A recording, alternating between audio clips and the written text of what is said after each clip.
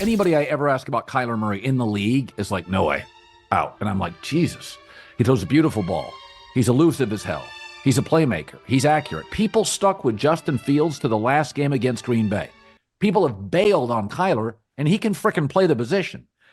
The Arizona Cardinals have been one of the most interesting but not talked about teams of the offseason. There is so many storylines within the organization, with Kyler Murray getting back and getting healthy, and then drafting the undisputed most talented position player in the draft in Marvin Harrison Jr. out of Ohio State. I am not saying this is a Super Bowl caliber team or anything like that just yet, but I don't get why people are thinking this team will be at the bottom of the league yet again. They will compete and they will be fun to watch, and I'm going to talk all about it. But before I begin, I would really appreciate it if you would drop a like and subscribe. It only takes 5 seconds, plus you can always change your mind. We are on the road to 30k subscribers, and with your support, I believe we can get there super fast. Alright, so coming into this year's NFL draft, it was kinda up in the air what direction the Cardinals would go. Some people wanted them to take a QB to build around, and others wanted to give Kyler Murray another chance with a big weapon like Marvin Harrison Jr. And that is of course what they ended up doing. At Ohio State last season, Harrison Jr. was the offense, and don't even get me started on the numbers he could have put up if he had a better QB than Kyle McCord under center.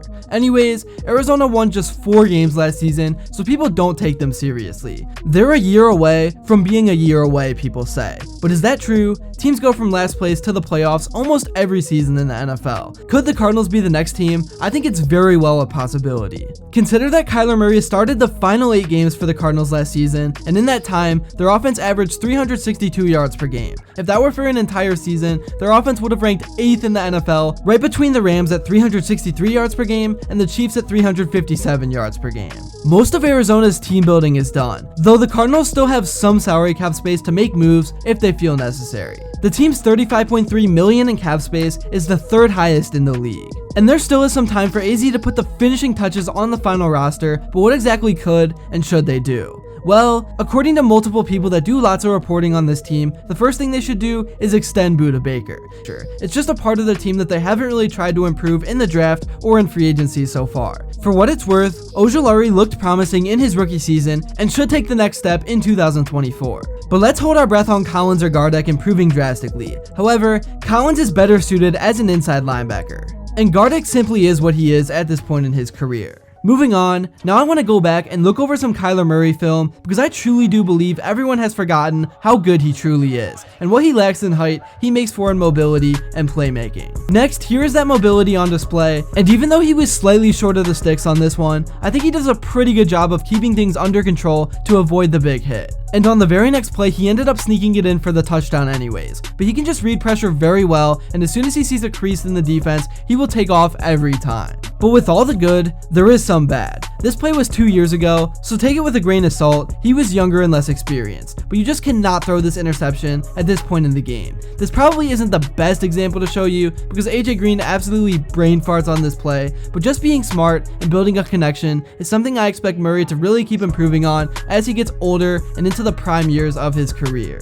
Alright, now let's talk about the depth chart and who we know is around Murray as we head into week 1. Looking at the roster outside of Marvin Kyler, obviously you can't expect a huge amount of production, but I think they do have some solid pieces to work with. They have Michael Wilson, who last season put up 565 yards with 3 touchdowns. They have Zay Jones, who put up 321 yards and 2 touchdowns last season, and then they have Tre Mcbride at tight end, who to me is a super underrated player that put up over 800 yards with 3 touchdowns with poor QB play for over half of the season, with Murray being out. So obviously, with a healthy Murray, I expect better numbers from these players. And I do think Marvin Harrison can have one of the best statistical rookie seasons ever with the volume he could be getting on a game-to-game basis. As for the running game, the Cardinals' offensive line has actually quietly sort of become a strength. They found a way to protect Kyler at the end of last season, they opened gaps for running back James Conner, and they did so despite having a rotation of left guards through injury and time sharing. James Conner had another solid season with over 1,000 rushing yards and 7 touchdowns. And I'm going to say it again,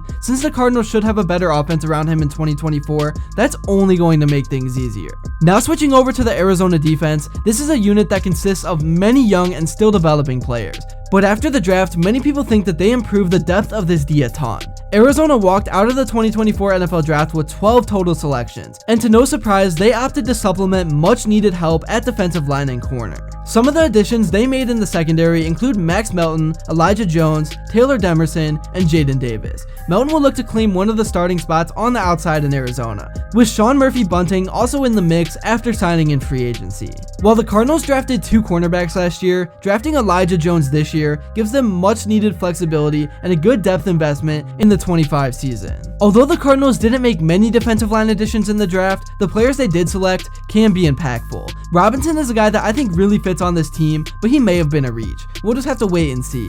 So all in all, I don't think you can have too many expectations for this defensive unit, but do expect them to be better than last year. And really, what you should be looking for is the flashes of potential, because I really do think this is a team that could become a real dangerous playoff threat in a year or two. They just need to allow some of their young guys to develop together. And on top of that, they should always continue to look to add talent to the roster on top of it. That's all I got for this video. Thank you all so much if you made it to this point, and if you enjoyed and haven't yet, please make sure to drop a like and subscribe because your support truly means the world. Also, let me know what you would like to see next, and until then, I will see you all later.